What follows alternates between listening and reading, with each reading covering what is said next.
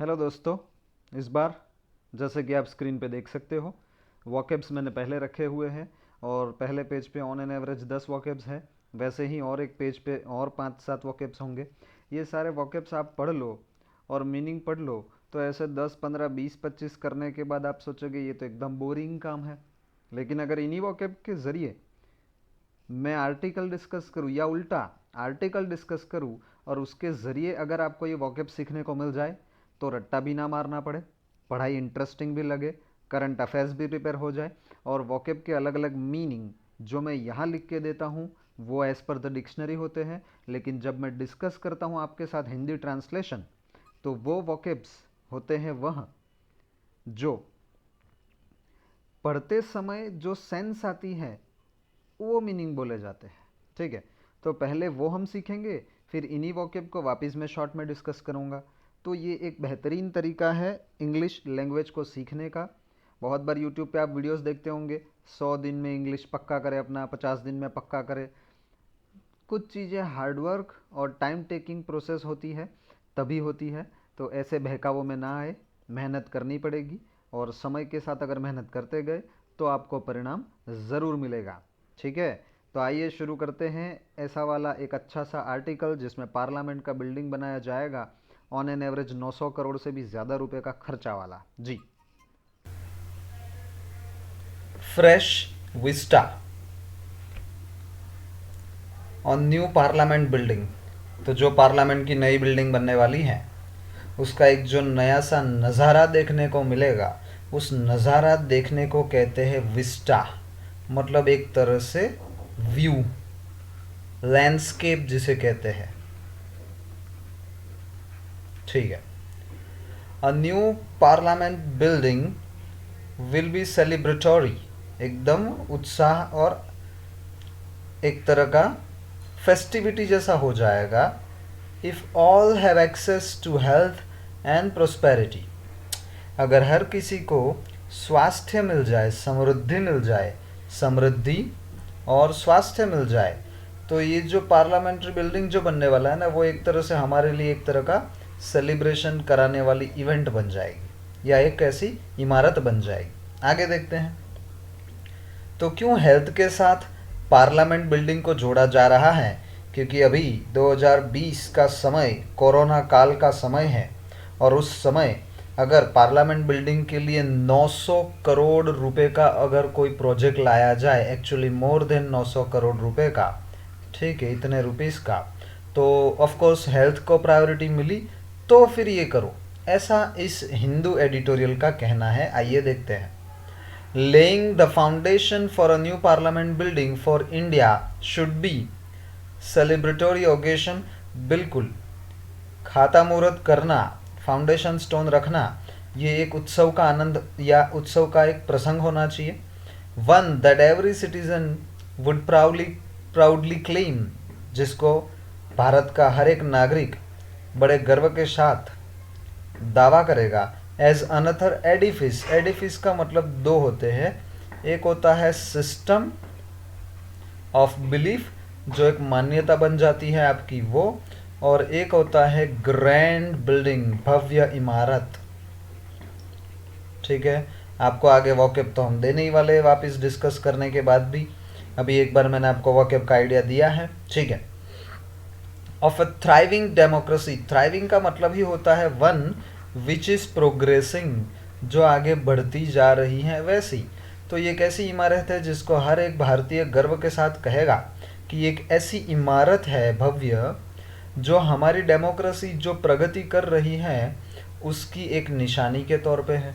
आगे, it is an opportunity, ये एक मौका है फॉर अकॉर्ड, अकॉर्ड का मतलब ही होता है एग्रीमेंट, सहमति। किस बात का सहमति? जो रिफ्लेक्ट करेगा अ प्लूरलिस्टिक, प्लूरलिस्टिक का मतलब होता है एक शहर या एक देश में एक से ज़्यादा विचारधाराओं को अस्तित्व दिया गया हो, तो उसे कहते हैं प्लूरलिस्टिक। प्रोग्रेसिव ईथोस, ईथोस का मतलब होता है एक तरह का स्पिरिट, एक तरह का बिलीफ, एक तरह का जुनून, और लॉजिक के लिए उसका एक और वर्ड होता है रैशनल। चलिए आगे देखते हैं। आगे हिंदू एडिटोरियल ये कह रहा है दोस्तों yet the ceremony is now poised. Poised का मतलब होता है एक तरह से प्रिपेयर्ड है, तैयार है, एकदम शांत है और कॉन्फिडेंस से भरी हुई है, तो हम उसे कंपोज्ड भी कहते हैं। किसके लिए? To take place under the shadow of litigation, मतलब इसमें कुछ कानूनन बातों का भी इसके ऊपर साया रहेगा। जैसे कि सुप्रीम कोर्ट ने अलाउ किया the event to be held, event आप ऑर्गेनाइज कर सकते हो बट टेम्पररीली रिस्ट्रेन करना मतलब रोक लेना, रुक जाना the central government from making site alterations, चाहे फिर वो एडिशन कुछ कर रहे हो बिल्डिंग में या फिर कुछ डिमोलिशन कर रहे हो, ये सब चीज़ें अभी मत करो। And continued removal of trees, जो पेड़ों को भी इसके लिए निकालना शुरू किया है उसको भी अभी रोक दिया गया है सुप्रीम कोर्ट के द्वारा। लेकिन ये कैसी बात है? टेम्पररीली। तो आइए नेक्स्ट पैराग्राफ में देखते हैं, कॉस्टिंग के बारे में भी कुछ आइडिया देने वाले हैं। चलिए देखते हैं। द न्यू बिल्डिंग, जो नया बिल्डिंग है, which is part of the Narendra Modi government's ambitious plan to modify the Central Vista का मतलब मैं आपको बता चुका हूँ। ऐसे एडिटोरियल पढ़ने का फ़ायदा ये होता है कि एक का एक वर्ड एक से ज़्यादा बार आ जाए तो भी हमें पता चल जाता है। स्काई लाइन का मतलब है, सपोज ये है आपकी इमारत और ये है आपका स्काई। एक दूर से देखो तो एक ऐसा नज़ारा दिखता है जैसे ये स्काई और ये इमारत दोनों एक दूसरे को छू रहे हैं, उस चीज़ को कहा जाएगा स्काई लाइन ऑफ ल्यूचियंस दिल्ली। ल्यूचियंस एक बंदे का नाम है जो ब्रिटिश राज के समय इस एरिया में, दिल्ली में खास करके बहुत सारी इमारतों का एक आर्किटेक्चरल डिज़ाइनर रह चुका है। ठीक है, तो उसके नाम पे दिल्ली में ये एक एरिया है। वोकेब्स में ये भी लिख के आया, आपने अभी स्लाइड में फ़ोटो देखा था। विल, ये जो है वो अंदाजन 971 करोड़ रुपीस का खर्चा करेगा। इन बे एबल टू अकोमोडेट, मतलब कितने लोगों को शामिल कर लेगा, तो a much larger number of member of parliaments, जिसमें 888 आ जाएंगे लोकसभा के और 384 आ जाएंगे राज्यसभा के। बहुत अच्छी बात। जस्ट वीक्स अगो, कुछ हफ्ते पहले, हाउसिंग अर्बन अफेयर्स मिनिस्ट्री ने ये कहा कि overall cost of redevelopment of the Central Vista had not been calculated. कुछ समय पहले urban housing and urban affairs ministry ने कहा कि हमने अभी तक खर्चा गिना नहीं है, but the plan is estimated to run into मतलब और आगे कितना पहुंच जाएगा।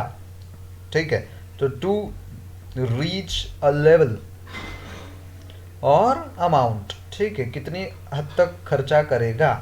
इसका और एक मीनिंग भी है, उस मीनिंग को मैं जब वोकेब्स डिटेल में डिस्कस करूंगा तब आपको पता चलेगा। Thousands of crores involving among other things a new central secretariat आएगा, उसमें ऑफिस आएगी, रेसिडेंसीज आएगा, वाइस प्रेसिडेंट का आएगा और प्राइम मिनिस्टर का भी आएगा। इतनी सारी चीज़ें जब इसमें आएगी तो हज़ारों करोड़ों रुपए का खर्चा होने वाला है। आगे, एन एपोकल प्रोजेक्ट, एपोकल का मतलब होता है जो बहुत ज़्यादा इम्पोर्टेंस रखता है, वैसा वाला प्रोजेक्ट। ठीक है, तो मैं ऐसा भी कह सकता हूँ of major importance, timed for completion ahead of the 75th anniversary of the independence in 2022। मतलब आज जब हम 2020 में इसकी बातें कर रहे हैं तो अगले 2 से सवा 2 साल में 2022 तक में जिसको कंप्लीट कर लेना है, भारत की आज़ादी के 75वीं एनिवर्सरी आएगी, तब प्रेजेंट्स अ रेयर मोमेंट। किसके लिए? सिटीजन्स को इन्वॉल्व करने के लिए और बनाने के लिए। क्या बनाने के लिए? कंसेंसस। कंसेंसस का मतलब ही होता है एक तरह की सर्वसम्मति, सबकी सहमति, सबकी एक तरह से हारमनी, तालमेल आ जाना। ठीक है, लेकिन government is now pressing ahead. Pressing ahead का मतलब होता है जब आपको कोई काम करने का ठान लो तो फिर कितनी भी समस्या है लेकिन आप वो काम को करके ही रहोगे, उसे कहता है या उसे कहा जाता है to press ahead at a cheerless time. भाई चीयरफुल टाइम होता तो होपफुल टाइम होता, लेकिन ये तो चीयरलेस टाइम बोल रहे हैं क्योंकि कोरोना चल रहा है। व्हेन कंट्री रिमेन्स डिसमेड, मतलब कंट्री एक तरह से अफेक्टेड है, असरग्रस्त है, निराशा का सामना कर रही है। ओवर अ स्लोइंग इकोनॉमी, और इकोनॉमी स्लो क्यों है? एंड द डबल ब्लो आया, दोहरा झटका लगा कोविड-19 पेंडेमिक का। ठीक है, तो ऐसे समय पे यह चीज सोचना वो एक तरह से थोड़ा सा चीयरलेस समय का इशारा कर रहा है। आगे देखते हैं। It is reasonable to assume, ये मानना बहुत ही आसान रहेगा, वाजबी रहेगा, that even with a strong revival, मतलब एक तरह से रिस्टोर करना, ठीक है, वापस मोमेंटम देना उसको, ठीक है। चलो, of the economy in a post vaccine era, जैसे कि अभी अगर आपने देखा हो तो एक तो फाइज़र, फिर दूसरा एस्ट्राजेनेका, ठीक है, फिर दूसरा कोवैक्सीन, ये बहुत सारी वैक्सीन अभी आने लगी हैं। तो इरा का मतलब होता है वो टाइम, वो समय, वो दौर, कौन सा वाला। तो पोस्ट वैक्सीन मतलब जब वैक्सीन आ जाएगी उसके बाद। द डिबिलिटेशन का मतलब होता है एक तरह की कमज़ोरी, एक तरह का वीकनेस जो आया हुआ है, वो इतनी आसानी से हम उभर के बाहर नहीं आ सकते। यहाँ वीकनेस कोई शरीर का नहीं, पूरे देश की जो हालत पतली हो गई ना, उसका है। The government's interventions so far have largely been to encourage private consumption. आपने देखा होगा इस लॉकडाउन में मोदी जी ने 7 से लेकर 8 बार पूरे देश को संबोधन किया था। उस दौरान अलग अलग समय पे अलग अलग रकम का एक पैकेज दिया जाता था। वो एनकरेज करना था प्राइवेट कंजम्पशन को, ताकि लोग खर्चा करने के लिए प्रेरित हो।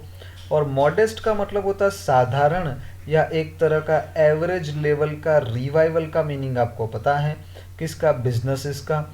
While its own consumption expenditure, सरकार का खुद का जो कंजम्पशन एक्सपेंडिचर होता है रिसोर्सेज पे, during the first half of the year का मतलब अगर 2020 मान ले तो मार्च से लेकर अप्रैल से लेकर नहीं, लेकिन जनवरी 2020 से लेकर जून 2020। लेकिन हम यहाँ लॉकडाउन की परिस्थिति को मान के फिनेंशियल देखें तो मार्च के बाद अप्रैल से लेकर सितंबर has been below that of the corresponding period in the previous year. सीधा हिसाब है, इस साल 6 महीने जो पहले थे अप्रैल से लेकर सितंबर 2020, उसका जो भी कंजम्पशन था वो पिछले साल इसी समय के कंजम्पशन से तो कम ही था सरकार का खर्चा।